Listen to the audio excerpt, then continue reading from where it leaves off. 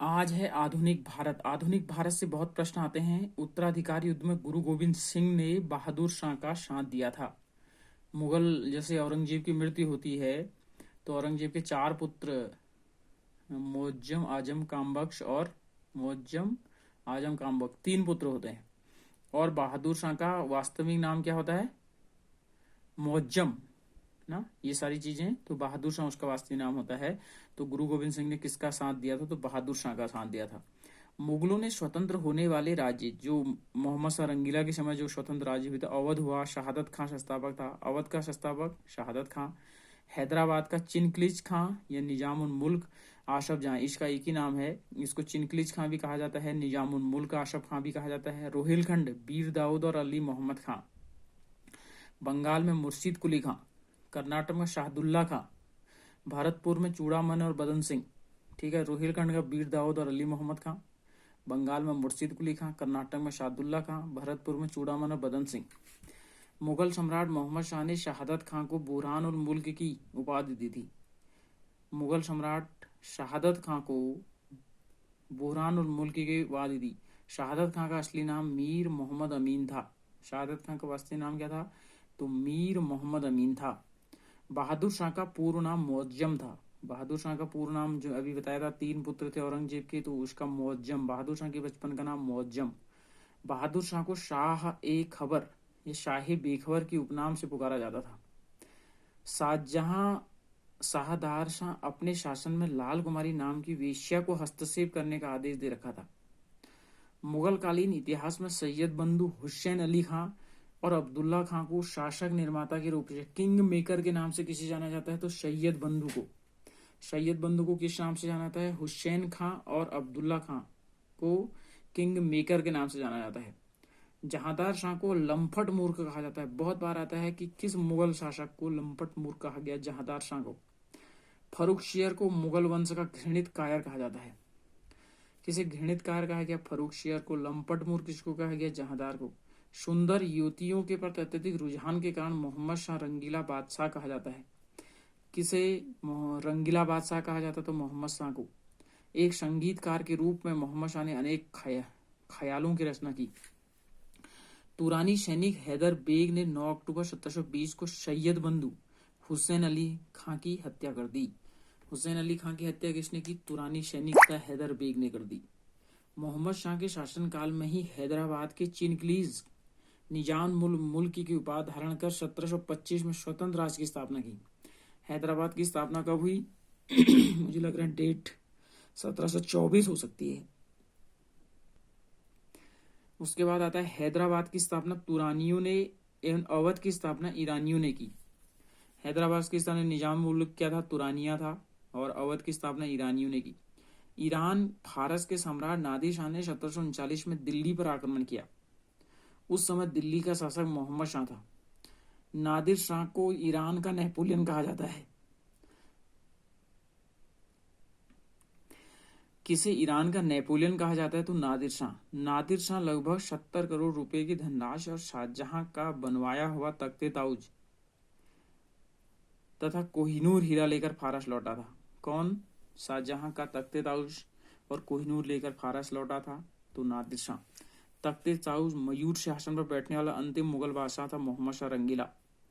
शाह आलम द्वितीय अली गौहर के शासनकाल में 1803 में अंग्रेजों ने दिल्ली पर कब्जा कर लिया था। किसके शासनकाल में अंग्रेजों ने दिल्ली पर कब्जा किया? तो शाह आलम द्वितीय, जिसका वास्तविक नाम अली गौहर के शासनकाल में।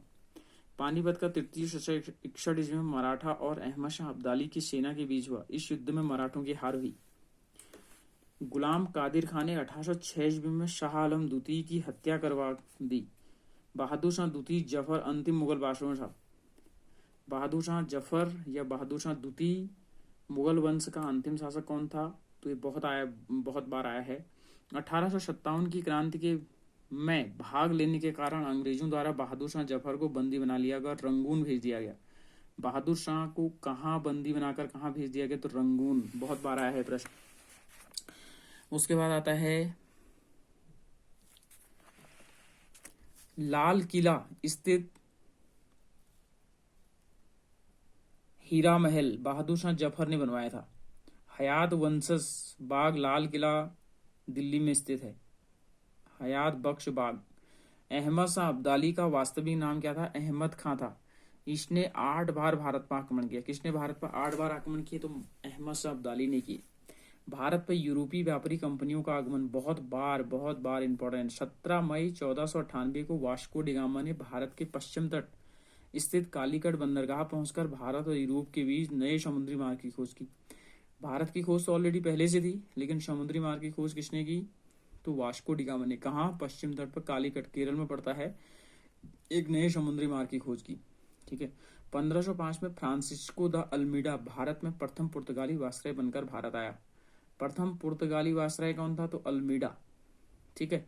1509 में अल्फांसो द अल्बुर्क भारत में पुर्तगाली वायसराय बना। इसने 1510 में बीजापुर के यूसुफ आदिल शाह को गोवा को जीता। गोवा को किसने जीता? तो अल्बुर्क ने जीता।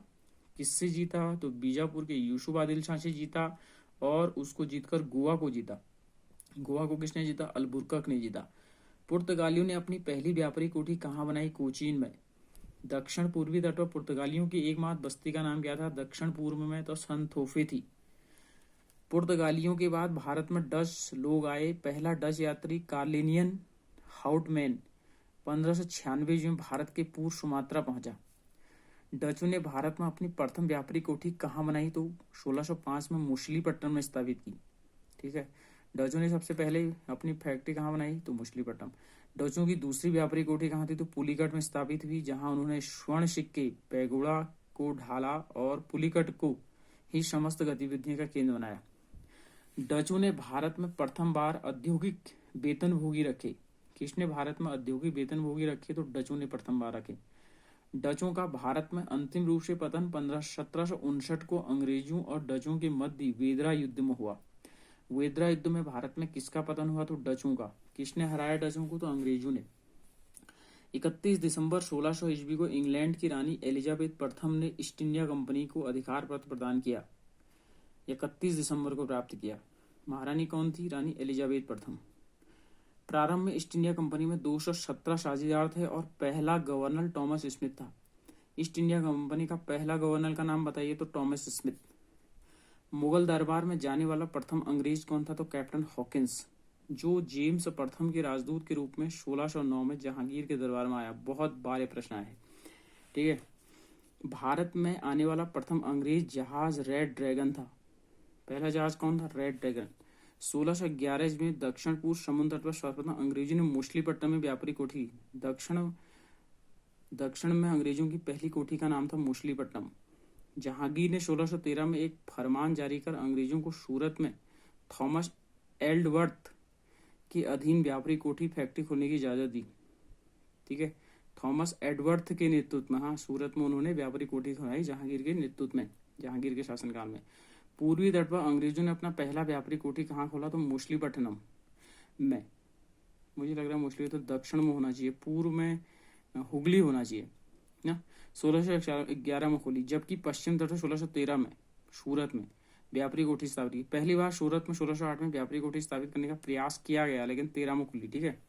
1615 में सम्राट जेम्स प्रथम ने सर टॉमस रो को अपना राजदूत बनाकर सम्राट जहांगीर के दरबार में भेजा।